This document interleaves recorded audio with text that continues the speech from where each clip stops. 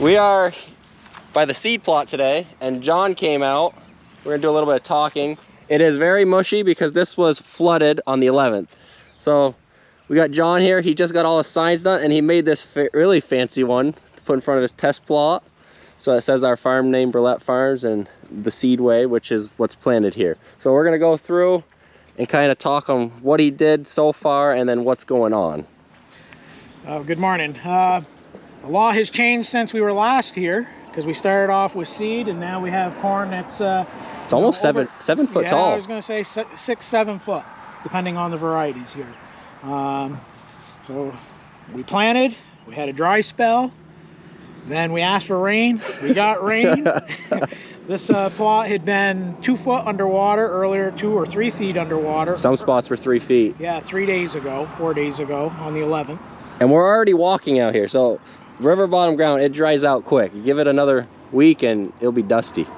Yeah, no, I came out, checked the plot yesterday, cleaned it up some, you know. It was dry enough yesterday. It's a little more damp this morning because of a rain shower last night. But put some signs up to distinguish the different varieties. We have 18 different varieties here. So what I did is I came out yesterday, came out with grass trimmer, kind of cut the varieties back to clean it up a little, then I rototilled it because it was a little bit rough out here and just made it look nicer. Put the signs up, finished off the day putting up the nice sign. It does look nice, I like it. But from May 8th to as of today, the corn is really stretched, and you can see different characteristics on some of these varieties. We started off with a longer day and worked to a shorter day. Yep. So we're 107 to a 92 day. Yep. So it's like a virtual catalog, a life-size catalog right here. Look at varieties. We'll start here. So we planted this in our normal fields. It's not just going to be Seedway. So next to it is our Pioneer. I want to say it's 97 day.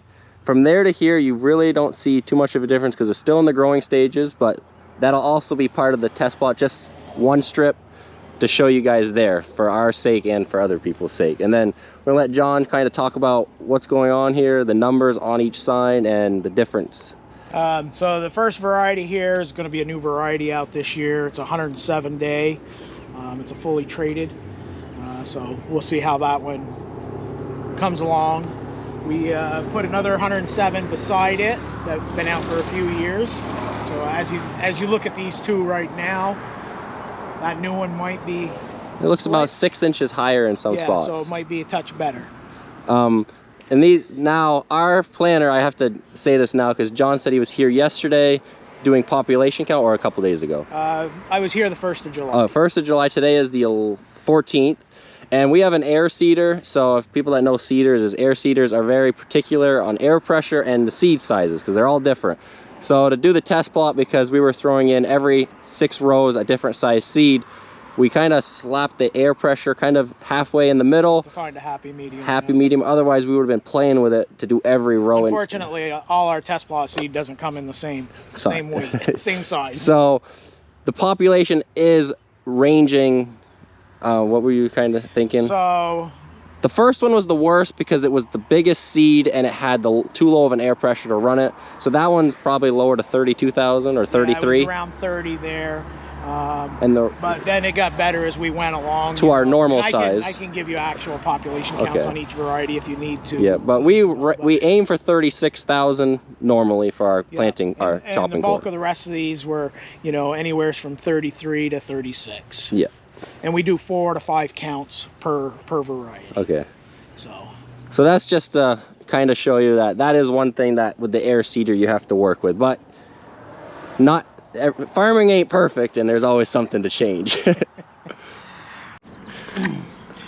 So this variety here, this 5440, has been around for a while, and we like to stick it into the plots just to check how other varieties are comparing to it. It's a pretty good variety that yields quite well, nice ear size. How long are these, or do you not know it off the top of your head? So these are 107, we're down to 105 here. Okay. This one here We don't have a number yet for it. They haven't come in, but I want to put a sign in.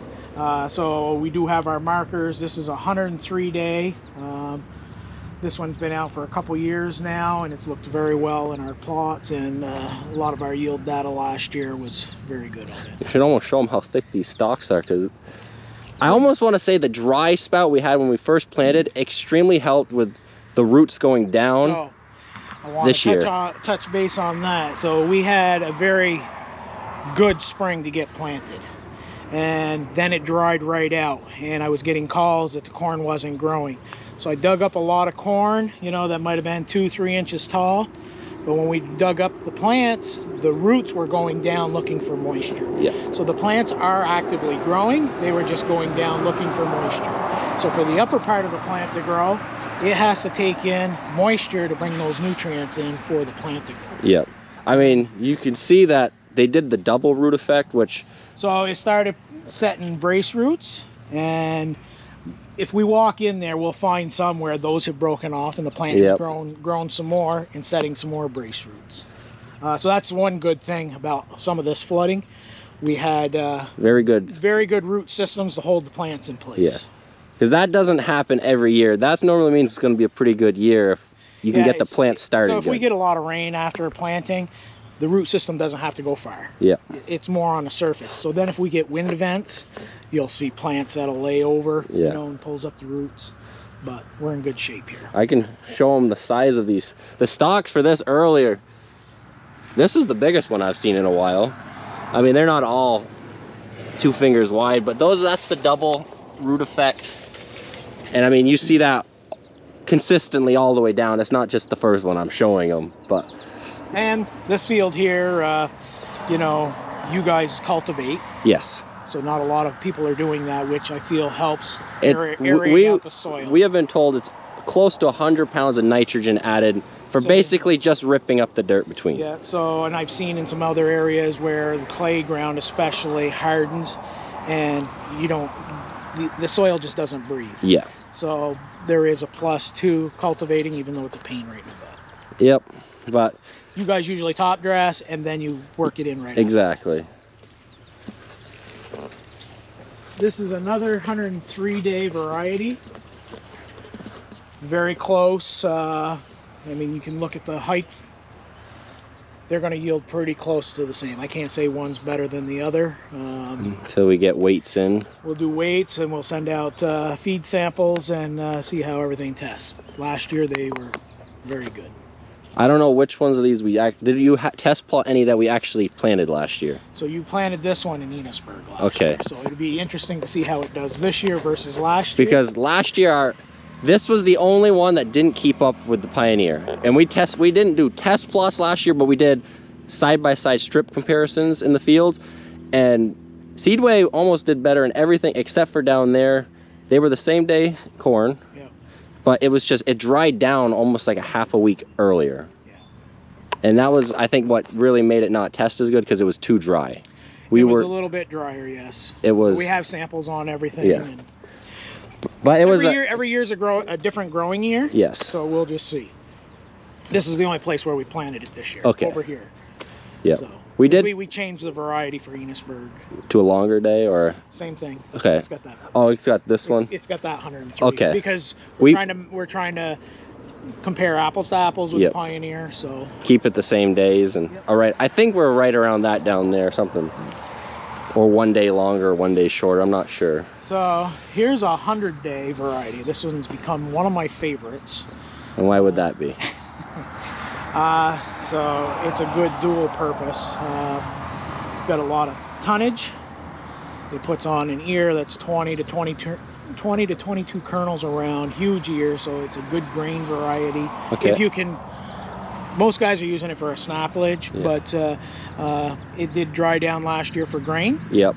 So it's been well, looking just at the stock comparison to this to that one, it's not double the size, but it's a good 1/4 inch to a 1/3 inch bigger just from looking at them. Well, you can almost see this one's probably a little bit more height than those 103s. Yep. I mean, we do get a little bit of a knoll here too, but yeah.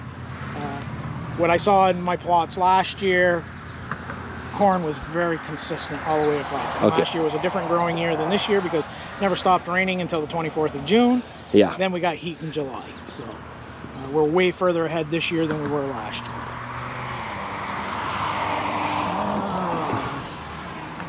This one. He does have the numbers, they're just on little sticks. Yeah, so if you look at the corn, I got flags and a marker stick from when we planted. I just didn't have the decal to put on the sign. So this is 4010. It's a smart stack, fully traded, been around for a few years, and you can see it's a pretty good looking corn. It's a little bit taller than this one. And how many days was this one? This one is 100 days. Okay, 100 also. Yes. Is this a new one? That's why it doesn't have an age or a number? No, I just don't have my Okay. decals in for it yet. It was an older variety, so I had to ask for the decal to be sent to me. So this one here, this one's a new one. It's an 8976, I believe.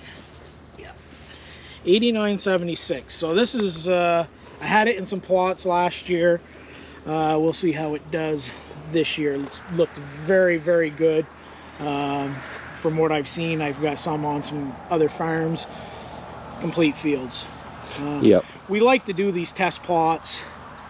I've got another one 10 miles from here, a little different ground. Yep. So we like to see how consistent these varieties are. Between so different they are soils. replicated in plots. So occasionally we might throw an experimental in, but we like to replicate what we like. Yep.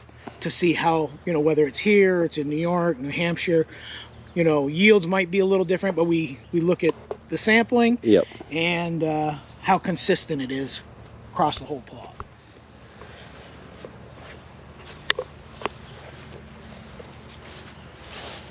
Another 98 day. This one is also new, looking almost as good as that one. I don't know a lot about them. Second year seeing them. We Okay. had them in plots last year, so we'll see. Looking good so far. It does. They all look good. Like there isn't one that's like a foot or two shorter. Looks like it's they can't be struggling for water. I can't say that part. They have not had drought conditions this year. That part they're not going to experience here at least, but they are experiencing water. Being waterlogged. Because that can hurt plants too. Too much water. Yep. Yeah. So this is a 97 day. Really happy with the yield. For somebody who, and this one's got a little different characteristic. If you have bird damage, you know, have a lot of bird damage, this has a little more husk cover, Okay. tighter husk. So it's very easy to pick this variety out in a field. Yep. So when someone that doesn't know about bird damage, what are you trying to tell them? So as these plants put on an ear, a lot of times the ear will grow out of the husk a little bit, and it gives the birds a chance to start eating on the ear, taking your grain away. And once they know that there's grain there, they start going after all of them. Yeah. You can lose a lot of grain and tonnage to birds quickly. And this one here has a little tighter husk and a little bit of excess husk cover Okay. to protect that. So this one also, we've seen some western cutworm. This one has what they call Tricepta, which helps prevent some of that. Okay. This one here, this is a 96 day. This one is not traded, only for remnant. So that's all It's all it's got. So this is kind of a variety where we plow up a hayfield that's no longer producing what it should. Yep. First year corn. This is a good economical. Because there's nothing in the soil basically. Yeah, there's very little risk, you know, as far as insects and. Is it a cheaper price seed then because it has It's less? a lesser expensive seed, so it can balance out a price package for you. But this one here, been looking phenomenal. Okay. For a 96 day.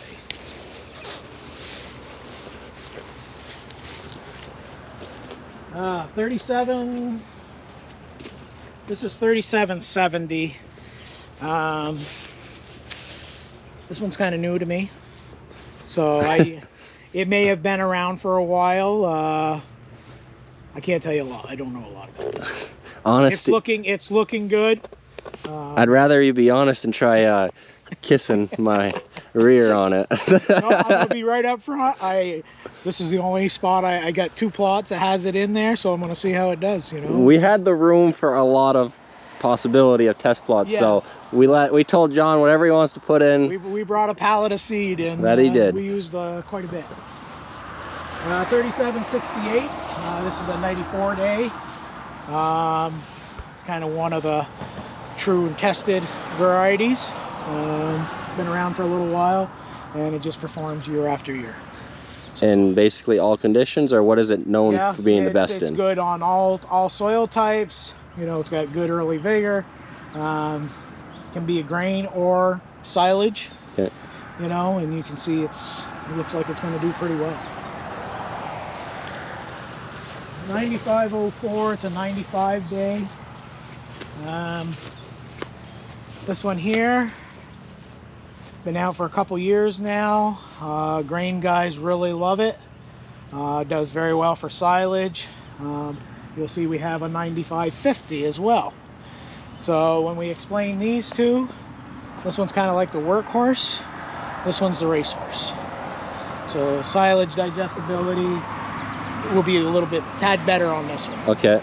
Grain yield, this one phenomenal last year for grain harvest combines. You know, Okay. did very well. Snaplage. And we do snaplage, so we have, I don't know what we planted in some of our I think we did a couple Seedway in our fields for snaplage. I just don't know exactly what the numbers were. We did 9231, which I don't have in the plot here, and we did a 9035, which is a 90 day. So we did a 92 and a 90. Okay. Because I think the 90 day went on some of your new sod ground. Yep. It was the last stuff you planted. So yeah, so again, this 9550, kind of the racehorse between the two 95s. This is a 9375, 93 day. Good all around. And it maybe looks downhill on camera, but that's because the field kind of does slope down. But if I stand next to it, it looks the same height. Not that they think the field's coming. Yeah, when I put all my signs in, I drove all the posts in to the same height. Yep, so that way... When I got all the signs on, if you look up through, you can see we got kind of a... hump. Yeah. They're in a straight line, but they're just not... They're following the contour of the ground. Yep, that way it's the same with the corn, because the corn isn't going to lie to you. This is a 93 day. This one here was superb last year as far as digestibility and silage yield. So this was a new one out we had last year. So we'll see. And again, you know, this plot is doing excellent, you know, for what it's been through.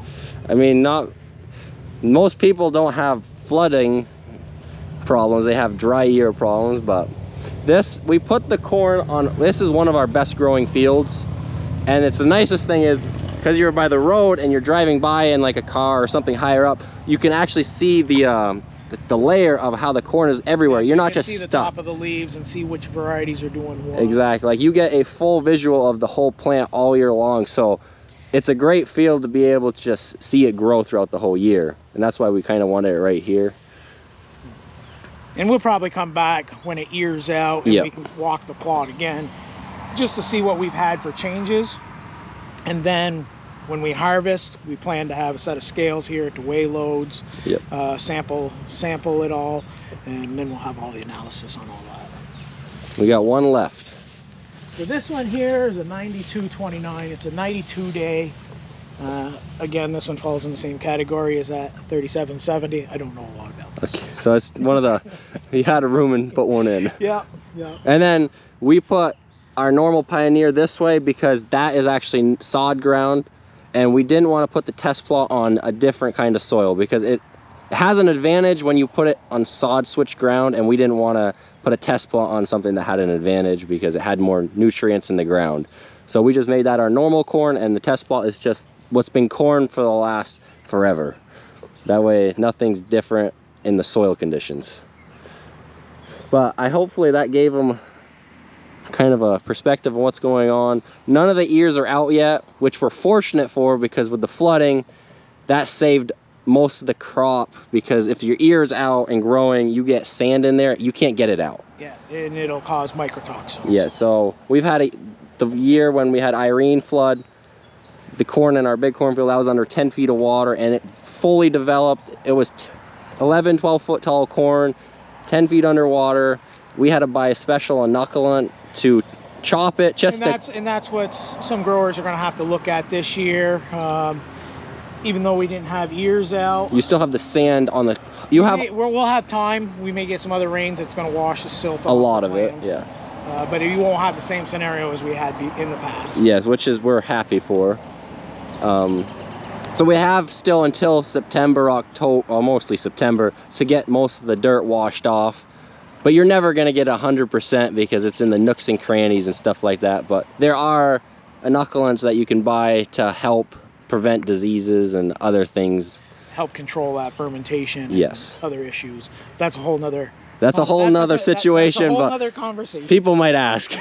So all these were treated the same as our other corn. It was sprayed by the same people, sprayed at the same time.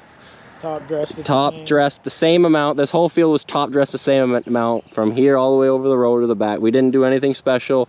The only thing that's here different is he rototilled it to make it equal as this, like the first 10 feet of the planter might have had a couple rotations of a previous seed in it. And this way it's nice and straight for everybody, and it's the correct corn for the correct sign. But I think that'll probably be the end of this video, unless John has anything extra he wants to say. Thank you for having me and talking a little bit about the plot. Yeah, we'll come back at you maybe near the ending of it, growing before we harvest. But probably end of August, I'm thinking. Okay. It'll be pretty close developed. It's going to be an early season this year. Yes. So thanks for watching, and until the next one.